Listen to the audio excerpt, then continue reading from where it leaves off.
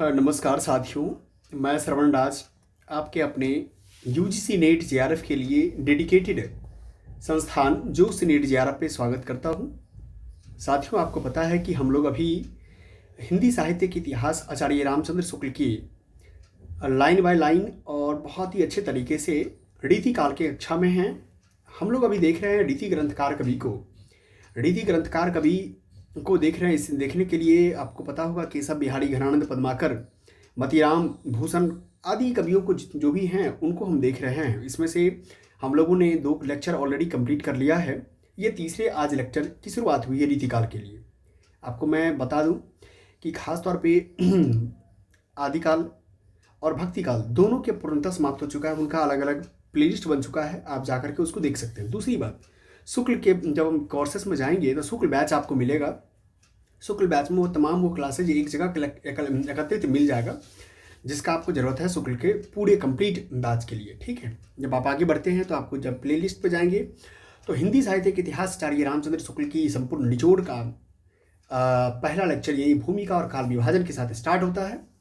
और वहाँ से अब क्या करते हैं कि क्लास को बहुत अच्छे तरीके से आदिकाल और भक्तिकाल के रूप में शुरुआत कर देते हैं। रीतिकाल में प्रवेश किए हुए हैं। रीतिकाल को बहुत अच्छे तरीके से आप देख रहे हैं। इसी तरीके से आप देखिए। हिंदी साहित्य मैं फिर बता रहा हूँ, नोट्स बनाना कभी भूलना नहीं है, नोट्स बना के रखना है। क्योंकि हिंदी और यह आपका जो पेपर 1 का विषय है, नोट्स नहीं बनाएंगे कोई काम नहीं आने वाला है। क्योंकि बिना नोट्स का आप रिविजन कैसे कर पाएंगे। हिंदी साहित्य का इतिहास आचार्य रामचंद्र शुक्ल की। ठीक है, प्लेलिस्ट पर ऐसे ही जाएंगे तो यहाँ पर 4 लिंक मिलेगा। 4 लिंक में जाकर के जब जाएंगे तो आपको टेलीग्राम का लिंक है, आप जाकर के ज्वाइन कर लीजिए। चैनल को जरूर सब्सक्राइब कर लीजिए और बेल आइकन को ऑल कर लीजिए, जिससे कि जो भी क्लासेज अपलोड होता है, लाइव होता है, तो आपको वो क्या हो, डायरेक्ट एकदम से नोटिफिकेशन के तौर पे आपको आ जाए। ठीक है, इस तरीके से सारे प्लेलिस्ट PYQ भी 10 वर्षों का करवा दिया गया है। साथ में कॉन्सेप्ट की बात करेंगे तो कॉन्सेप्ट टॉक भी हो रहा है, क्वेश्चन से कॉन्सेप्ट तक वाला भी क्रिया चल रहा है आपका। ठीक है, चलते हैं क्लास की ओर। यहाँ आप देख रहे हैं काल विभाग में कि वीर गाथा काल भक्ति काल को हम लोगों ने देख लिया है। अभी रीति काल में 1700 से लेकर के 1900 के बीच के जितने भी कवि हुए हैं, उनके रचनाकार जो हुए हैं, उनके ग्रंथ हैं, उन सब चीज़ों को हम लोग आज देखते हैं।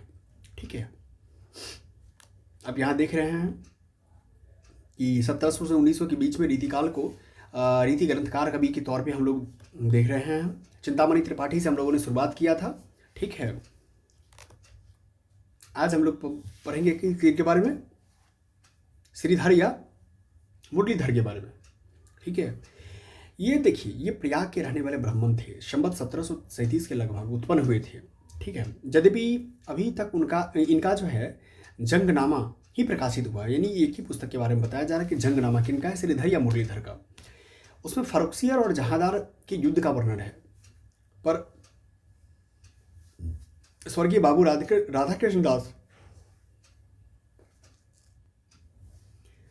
खास करके जैसे नायिका भेद हो गया, चित्रकाव्य आदि है। ठीक है, इनका कविता काल जो है संवत 1760 के आगे माना जा सकता है। अब श्रीधर या मुरलीधर को देखने के बाद हम लोग आगे देखते हैं सूरती मिश्र। कौन है ये? सूरती मिश्र है। सूरती मिश्र आगरा के, खासकर आगरे के रहने वाले कान्यकुब्ज ब्राह्मण थे। जैसा कि इन्होंने स्वयं लिखा है कि सूरती मिश्र कनौजिया नगर आगरे बास। इन्होंने अलंकार माला 1766 में और बिहारी सतसई की अमर चंद्रिका पर टीका जो है 1794 में लिखी। कौन? सूरती मिश्र। अतः इनका कविता काल विक्रम की 18वीं शताब्दी के अंतिम चरण माना जा सकता है। ये नसरुल्लाह खान नामक सरदार के यहाँ तथा दिल्ली के दरबार मोहम्मद शाह के दरबार में आया जाया करते थे। इन्होंने बिहारी सतसई, कविप्रिया और रसिक प्रिया पर विस्तृत टीकाएं लिखी, जिनसे इनकी साहित्य ज्ञान और मार्मिकता का अच्छा परिचय मिलता है। टीकाएं ब्रजभाषा गद्य में है। इन टीकाओं के अतिरिक्त इन्होंने बैताल पंचविंशति का जो है ना ब्रजभाषा गद्य में अनुवाद किया है। जिसका किया है बैताल पंचविंशति। इन्होंने रीति ग्रंथ रचे हैं, जैसे अलंकार माला, रस रत्नमाला, रस सरस, रस ग्राहक चंद्रिका, नक्सिक, काव्य सिद्धांत, रस रत्नाकर। ठीक है, क्या है? रस रत्नाकर। अब देखिए आगे देखते हैं। अलंकार माला की रचना इन्होंने भाषा भूषण के ढंग पर की थी। इसमें लक्षण और उदाहरण भी एक ही दोहे में मिलते हैं। जैसे का देखिए क्या है, हिम सो हर के हास सो जस मालोपन ठनी। ख कहते हैं कि ओ असो संगति कारण अरब कारज और थान। चली अही सुरति अनाही डसत नसत के प्राण। इनके ग्रंथ सब मिले नहीं, जितने मिले हैं उनसे ये अच्छे साहित्य मर्मज्ञ और कवि जान पड़ते हैं। इनकी कविता में तो कोई विशेषता नहीं जान पड़ती, पर साहित्य उपकार इन्होंने बहुत कुछ किया। नक्सिक से इनका एक कवि दिया जाता है, तेरे ये कपोल बाल अति ही रसाल। ठीक है, इन नक्सिक वर्णन में ही है कि एक चीज के बारे में, शरीर के नाखों से लेकर के बालों तक के बारे में आपका क्या करते हैं, श्रृंगारिता रस में रचते हैं। अब देखते हैं कविंद्र के बारे में। ये कविंद्र जिसको कहते हैं उदयनाथ, क्या बोलते हैं, उदयनाथ। ये प्रसिद्ध कालिदास त्रिवेदी के पुत्र थे और संवत 1736 के लगभग उत्पन्न हुए थे। इनका रसचंद्रोदय नामक ग्रंथ बहुत प्रसिद्ध है। किसका, कविंद्र का जो है ना, रसचंद्रोदय नाम याद रखना है। इनके अतिरिक्त जो है विनोद चंद्रिका और जोग लीला नामक जो है ना, इनकी 2 और पुस्तकों का खोज में लगा है। विनोद चंद्रिका 1777 में और रसचंद्रोदय जो है 1804 में बना है। अतः इनका कविता काल संवत क्या 1804 और इनके कुछ आगे तक माना जा सकता है। यह अमेठी के राजा हिम्मत सिंह और गुरुदत्ता सिंह भूपति के यहाँ बहुत दिन तक रहे थे। इनका रसचंद्रोदय श्रृंगार एक अच्छा ग्रंथ है। इनकी भाषा मधुर और प्रसादपूर्ण है। वर्ण इस विषय के अनुकूल कल्पना भी अच्छी करते हैं। इनके 2 कवित्व नीचे दिए गए हैं। शहर मंझार ही पहर एक रागी जय है, छोड़ पाए नगर के सराय है उतारे की। ठीक है, इस तरह की बातें लिखा करते हैं। अब चलते हैं श्रीपति। ये श्रीपति जो है ये कालपी के रहने वाले कानिकुब्ज रहमान थे। इन्होंने संवत 1777 में काव्य सरोज नामक रीति ग्रंथ बनाया था। कौन, काव्य श्रीपति का कौन है, काव्य सरोज। इसके अतिरिक्त इनके निम्नलिखित ग्रंथ और भी हैं, वो देखिए। कवि कल्पद्रुम, रस सागर, अनुप्रास विनोद, विक्रम विलास, सरोज करिका और अलंकार गंगा। क्या है, अलंकार गंगा। श्रीपति काव्य ने शब्द अंगों का निरूपण विशद रीति में किया है। क्या है, विशद रीति से किया है। 200 का विचार पिछले ग्रंथों से अधिक विस्तार के साथ किया है और 200 के उदाहरणों में केशव दास के बहुत से पद्य रखे हैं। इनसे इनका साहित्यिक विषयों का सम्यक और स्पष्ट बोध तथा विचार स्वतंत्र प्रकट है। काव्य सरोज बहुत ही प्रौढ़ ग्रंथ है। काव्यांगों का निरूपण जिस स्पष्टता के साथ इन्होंने किया है उससे इनकी स्वच्छ बुद्धि का विचार मिलता है। यदि गद्य में व्याख्या की परिपाटी चली गई तो आचार्यत्व थे ये और भी अधिक पूर्णता के साथ प्रदर्शित कर सकते हैं। दास जी तो इनके बहुत अधिक ऋणी है। इन्होंने इनकी बहुत सी बातें ज्यों के त्यों अपने काव्य निर्माण में चुपचाप रख ली है। आचार्यत्व के अतिरिक्त कवित्व भी इनमें ऊंची कोटि का था। रचना विवेक इनमें बहुत ही जागृत और रुचि अत्यंत परिमार्जित थी। झूठे शब्द आडंबर के फेर में ये बहुत कम पड़े हैं। अनुप्रास इनकी रचनाओं में बराबर आए हैं, पर इन्होंने अर्थ या भाव्य व्यंजना में बाधा नहीं डाली है।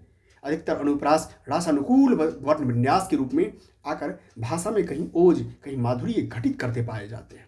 पावस ऋतु का तो इन्होंने अच्छा ही वर्णन किया है। इनकी रचना के कुछ उदाहरण दिए जाते हैं। जल भरे झूमे मानो भूमे परसत आय, दसहु विदिशान घूमे दामिनी लय गए। ठीक है, अब यहां देखिए सारे लिखा हुआ है, इसमें आप पढ़ सकते हैं इसको। रंजन मदन तन गंजन विरह बीवी खंजन सहित चंद बंदन तिहारो है। वीर, अब किसके बारे में, वीर के बारे में पढ़ते हैं। ये दिल्ली के रहने वाले श्रीवास्तव कायस्थ थे। इन्होंने कृष्ण चंद्रिका नामक रस और न्याय का भेद का एक ग्रंथ संवत 1779 में लिखा। कविता साधारण है। वीर रस का कविता देखिए। अरुण वदन और फरके विशाल बाहु, कौन के हियो है करे सामने जो रुख को। प्रबल प्रचंड ऋषिजर फिरे धाई, धूड़ी चाहत मिलाई 10 कंधा अंधा मुख को। चमके समर भूमि वरछी सहस फन, कहत पुकारे लंक अंक देहि दुख को। बलकी बोले वीर रघुवीर धीर, मही पर मिरी मारो आज 10 मुख को। अब कृष्ण कवि के बारे में पढ़ते हैं।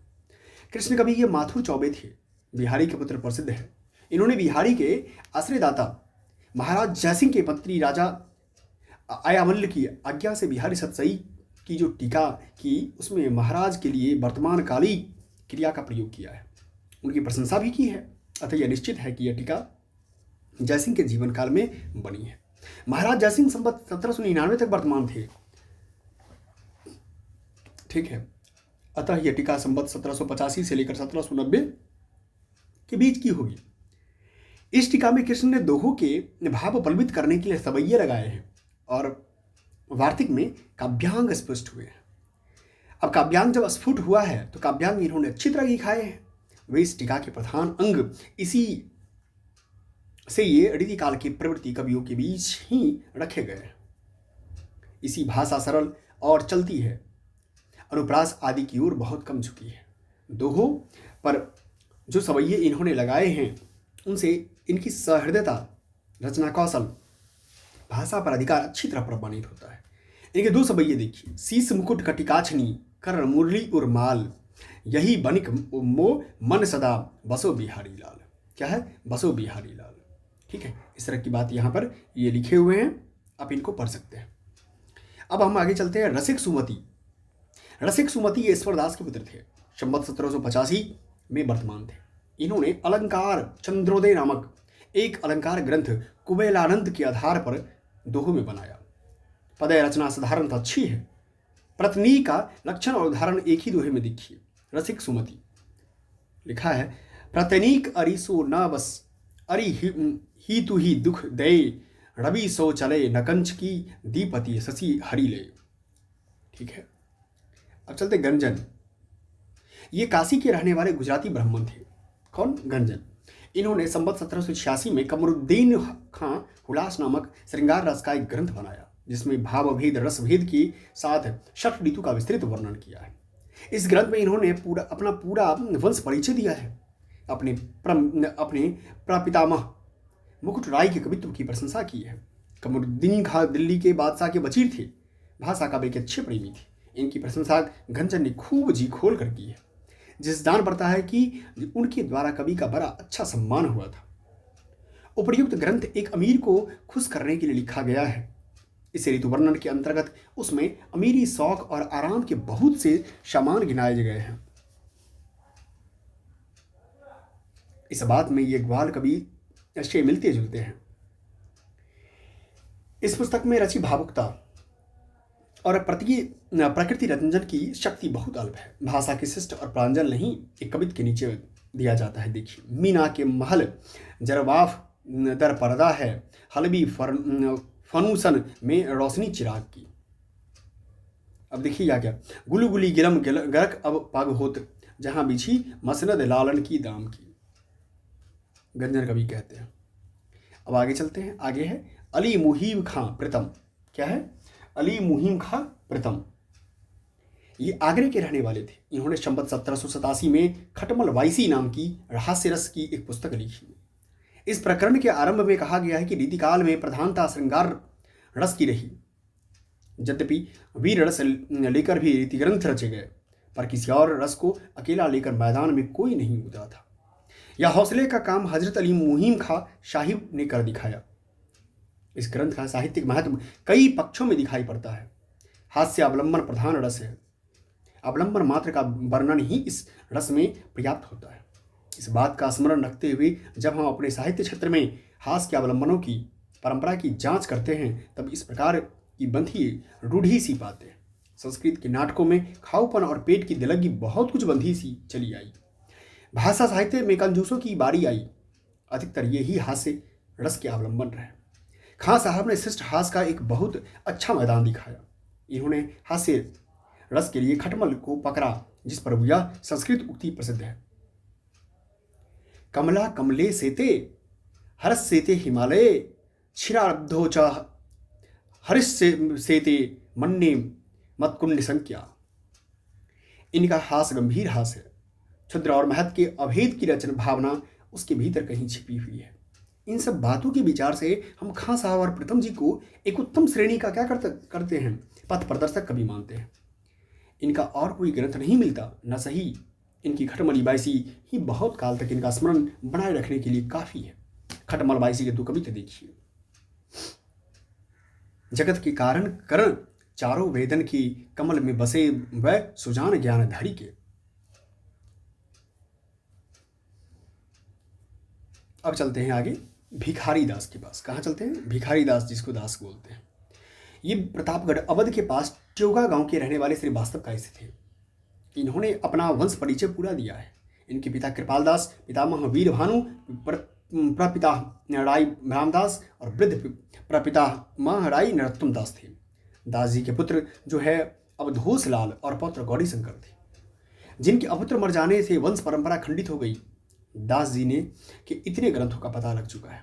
कितने? अब देखते हैं।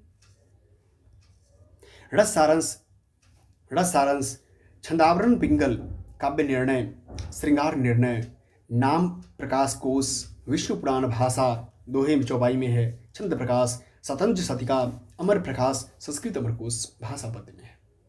अब कहते काव्य निर्णय में दास जी ने प्रतापगढ़ के सोमवंशी राजा पृथ्वी सिंह के भाई बाबू हिंदुपति सिंह को अपना आश्रयदाता लिखा है। राजा पृथ्वीपति संवत 1791 में गद्दी पर बैठे थे। 1807 में दिल्ली के वजीर सफदर जंग द्वारा जो है छल से मारे गए। ऐसा जान पड़ता है कि संवत 1807 के बाद इन्होंने कोई ग्रंथ नहीं लिखा। अतः इनका कविता काल संवत 1785 से लेकर के 1807 तक ही माना जा सकता है। अब चलते काव्यांगों के निरूपण में दास जी को सर्वप्रधान स्थान दिया जाता है, क्योंकि इन्होंने छंद, रस, अलंकार, रीति, गुण, दोष, शब्द शक्ति आदि सब विषयों का औरों से विस्तृत प्रतिपादन किया है। जैसा पहले कहा जा चुका है कि श्रीपति ने से इन्होंने बहुत कुछ लिया है। इनकी विषय प्रतिपादन शैली उत्तम है और आलोचना शक्ति भी इनमें कुछ पाई जाती है। जैसे हिंदी काव्य क्षेत्र में इन्हें परकिया के प्रेम की प्रचुरता दिखाई पड़ी, जो रस के दृष्टि से रसाभाव के अंतर्गत आता है। बहुत से स्थलों पर तो राधा कृष्ण का नाम आने से देव काव्य का आरोप हो जाता है और दोष का कुछ परिहार हो जाता है, पर सर्वत्र ऐसा नहीं होता। इसे दास जी ने स्वकीय का लक्षण ही कुछ अधिक व्यापक करना चाहा और कहा, श्रीमाननी के भवन में भोग की भामिनी और तीनों को सु किया में गने सु कवि सिरमौर। पर यह कोई बड़े महत्व की उद्भावना नहीं कही जा सकती। जो लोग दास जी के 10 और हावों के नाम लेने पर चौके हैं, उन्हें जानना चाहिए कि साहित्य दर्पण में नायिकाओं की स्वभावज अलंकार 18 कहे गए। लीला, विलास, विच्छिता, विभोग, किलकिंचित, मोटाइता, कटुमित्या, विभ्रम, ललित, विव्रत, मद, तपन, मदज्ञ, विक्षेप, कुतूहल, हासित, चकित, केली, इनमें ये अंतिम 8 को लेकर के यदि दास जी ने भाषा में प्रचलित 10 भावों में जोड़ दिया तो क्या नई बात की?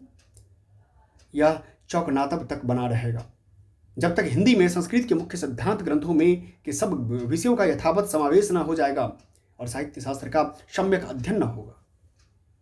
अतः दास जी के आचार्यत्व के संबंध में भी हमारा यही कथन है कि देव आदि के विषय में यद्यपि इस क्षेत्र में औरों को देखते दास जी ने अधिक काम किया है, पर सच्चे आचार्य का पूरा रूप इन्हें भी प्राप्त नहीं हो सका।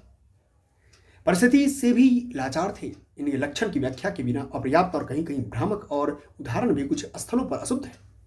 जैसे उपादान लक्षण लीजिए, इसका लक्षण भी करवर और उसी के अनुरूप उदाहरण भी अशुद्ध है। अतः दास जी औरों के समान वस्तुतः कवि के रूप में हमारे सामने आते हैं।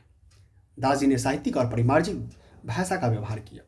श्रृंगार ही उस समय का क्या था? मुख्य विषय रहा। यह याद रखिएगा, रीतिकाल में श्रृंगार ही क्या था? मुख्य विषय था। अतः इन्होंने उसका वर्णन विस्तार देव की तरफ बढ़ाया है। देव ने भिन्न भिन्न देशों और जातियों की स्त्रियों के वर्णन के लिए जाति विलास लिखा है, जिसमें नाइन धोबिन शब आ गई। पर दास जी के ने रसाभाव की डर से या मर्यादा को ध्यान में रखकर इनको अवलंबन के रूप में रखकर दूती के रूप में रखा है। इनके रस सारांश में नाइन, नटीन, धोबिन, कुम्हारीन, बरईन सब प्रकार की दूतियां मौजूद है। इनमें देव की अपेक्षा अधिक रस विवेक था। इनका श्रृंगार निर्णय अपने ढंग का अनूठा काव्य है। उदाहरण मनोरम, मनोहर और सरस है। भाषा में शब्द आडंबर नहीं है, न ये शब्द चमत्कार पर टूटे हैं, न दूर की सूझ के लिए व्याकुल हुए हैं। इनकी रचना कला पक्ष में संयत और भाव पक्ष में रंजन कारिणी है। विशुद्ध काव्य के अतिरिक्त इन्होंने नीति की सूक्तियां भी बहुत सी कही है। जिनमें उक्ति वैचित्र अपेक्षित है। देव की सी ऊंची आकांक्षा यह कल्पना जिस प्रकार इनमें कम पाई जाती है, उसी प्रकार उनकी सी असफलता भी कहीं नहीं मिलती। जिस बात को जिस ढंग से चाहे वह बहुत विलक्षण न हो कहना चाहते हैं, उस बात को उस ढंग से कहने की पूरी सामर्थ्य उनमें थी। दास जी ऊंचे दर्जे के कवि थे। इनके कविता के कुछ नमूने लीजिए। वही घड़ी तेरे ना नान रहे, ना गुमानन रहे, ना करे रहे सभुराई, दास न लाज को साज रहे, ना रहे तन को घर काज की गहाई। ठीक है, इस तरह की बात ये कहते हैं।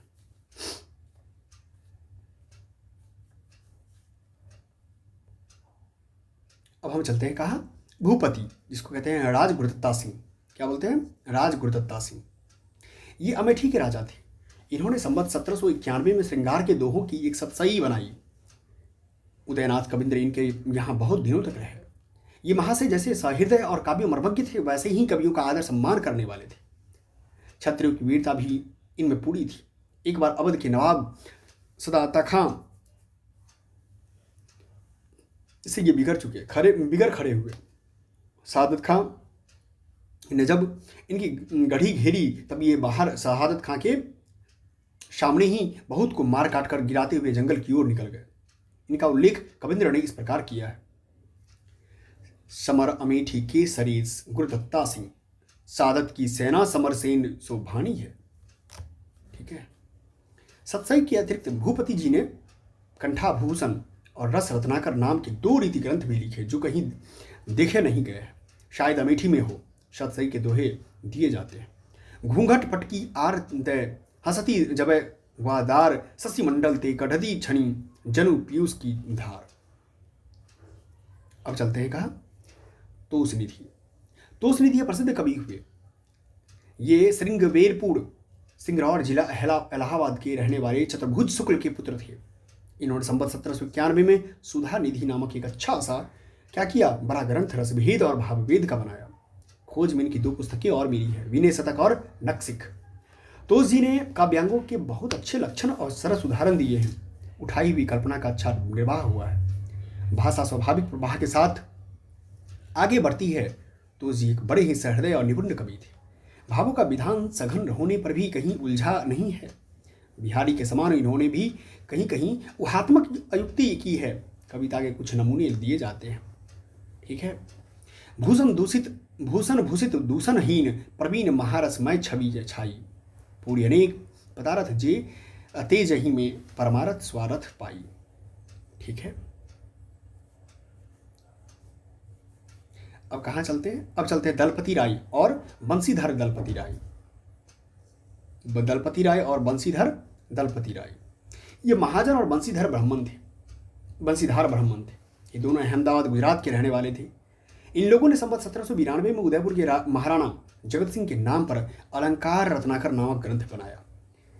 इसका आधार महाराज जसवंत सिंह का भाषा भूषण है। इसका भाषा भूषण के साथ प्राय वही संबंध है जो कुबलयानंद का चंद्रालोक के साथ है। कुबलयानंद का चंद्रालोक के साथ है। इस ग्रंथ में विशेषता यह है कि इनमें अलंकारों का स्वरूप समझाने का प्रयत्न किया गया है। इस कार्य के लिए गद्य व्यवहृत हुआ है।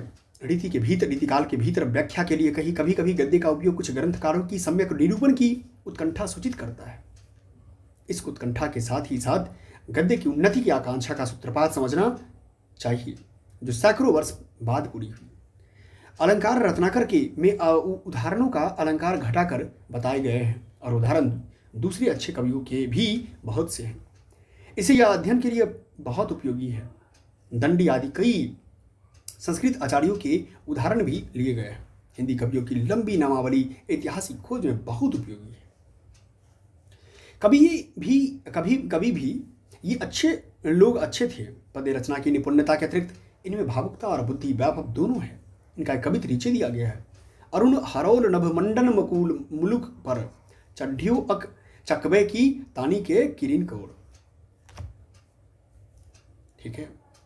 ये सोमनाथ जो है, सोमनाथ ये माथुर ब्राह्मण थे। भरतपुर के महाराज वदन सिंह के कनिष्ठ पुत्र प्रताप सिंह के यहाँ रहते थे। इन्होंने संवत 1794 में रसपीयूष निधि नामक रीति का एक विस्तृत ग्रंथ बनाया।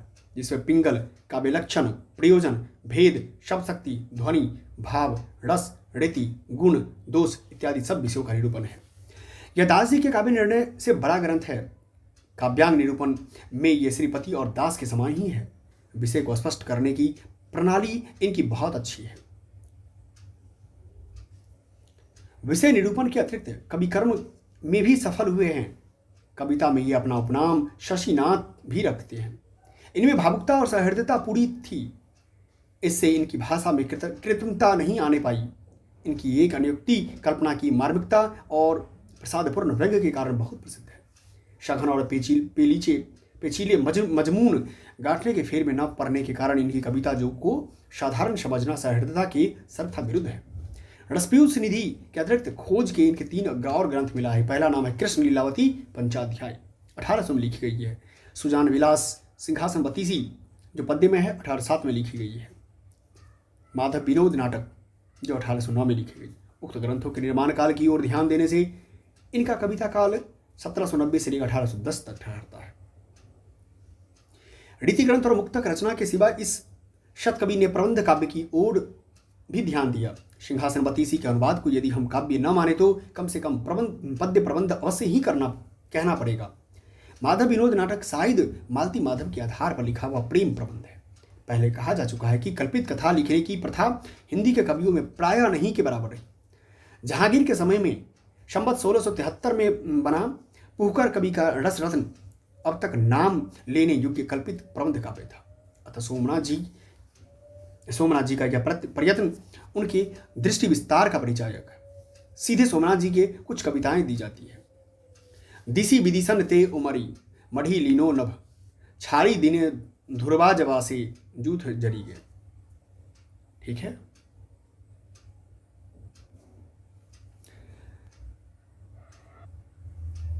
अब देखते हैं 29 रसलीन के बारे में। इनका नाम सैयद गुलाम नबी था। ये प्रसिद्ध बिलग्राम जिला हरदोई के रहने वाले थे। ये अच्छे विद्वान मुसलमान होते आए हैं। अपने नाम के आगे बिलग्रामी लगाना एक बड़े सम्मान की बात है। यहाँ के लोग समझते थे गुलाम नबी ने अपने पिता का नाम बाकर लिखा है। इन्होंने अपनी प्रसिद्ध पुस्तक अंग दर्पण संवत 1794 में लिखी, जिसमें अंगों का उपमा उत्प्रेक्षा से युक्त चमत्कारपूर्ण वर्णन है। सूक्तियों के चमत्कार के लिए यह ग्रंथ काव्य रसिकों के में बराबर विख्यात चला आया है। यह प्रसिद्ध दोहा जिसे जनसाधारण बिहारी का समझा करते हैं अंग दर्पण का ही है। अमीय हलाहल मद भरे सेत श्याम रत्नार जियत मरत झुकी झुकी परत देही चितवत एक बार। अंग दर्पण के अतिरिक्त रसलीन जी ने संवत 1798 में रस प्रबोध नामक रस निरूपण का ग्रंथ दोहों में बनाया। 1155 दोहे हैं और रस भाव नायिका भेद 60 ऋतु 12 मासा आदि अनेक प्रसंग आए हैं। रस विषय का अपने ढंग का यह छोटा सा अच्छा ग्रंथ है। रसलीन ने स्वयं कहा है कि इस छोटे से ग्रंथ को पढ़ लेने पर रस का विषय जानने के लिए और ग्रंथ पढ़ने की आवश्यकता न रहेगी। पर यह ग्रंथ अंग दर्पण कि ऐसा प्रसिद्ध न हुआ। रसलीन ने अपने को दोहों की रचना तक ही रखा, जिनमें पदावली की गति द्वारा नाद सौंदर्य का अवकाश बहुत ही कम करता रहता है। अतः चमत्कार और उक्ति व चित्र की ओर इन्होंने अधिक ध्यान दे रखा। नीचे इनके कुछ दोहे दिए जाते हैं। धारती नचौकी नग जरी याते उड़ में लाई छह पड़े पर पुरुष की जनी तिये धर्म नसाए। ठीक है। तो उम्मीद करते हैं कि अब हम लोग जो है खासतौर पे जो तीसरे नंबर से है रघुनाथ का, ये हम लोग क्या करेंगे नेक्स्ट क्लास में हम लोग देखेंगे। ठीक है। जिससे क्या होगा कि आप लोग का ये कंटिन्यूटी भी बना रहेगा और टाइम का एक बाउंडेशन भी बना रहेगा। ठीक है। चलिए देखिए, मेरा मानना है कि आप जब भी क्लास करते हैं तो आप नोट्स बनाते रहिए और नोट्स बना के, और एक बात और, अगर आपको लगता है कि हम कभी कान में लगा करके हम वीडियो चला करके देख रहे हैं, सुन रहे हैं, तो भी एक अच्छी बात है, लेकिन नोट्स बनाना बहुत ज़रूरी है। नोट्स बनाएंगे तो आपको समझ में आएगा, लाइन बाय लाइन समझ में आएगा क्या सही है क्या गलत है, और सबसे बड़ी बात कौन महत्वपूर्ण है, क्योंकि आपके एग्जाम के लिए तो वही चीज़ पढ़ना है ना जो महत्वपूर्ण होना चाहिए, समराइज में होना चाहिए ना, एक निचोड़ की बात होती है। इसीलिए मन से पढ़िए। आगे भी पेपर 1 को कंप्लीट करना है, क्योंकि पेपर 1 में ऑलरेडी 1 से लेके 8 तक जो है सो हो चुका है। 1 से लेकर 8 यूनिट तक हो चुका है। यानी जो आप जानते हैं कि 8वां यूनिट खासतौर पे ICT है, इंफॉर्मेशन एंड कम्युनिकेशन टेक्नोलॉजी, वो भी कंप्लीट होने को है। ठीक है, जाइए कीजिए, बाकी तैयारी में लगे रहिए। ठीक है, धन्यवाद, थैंक यू।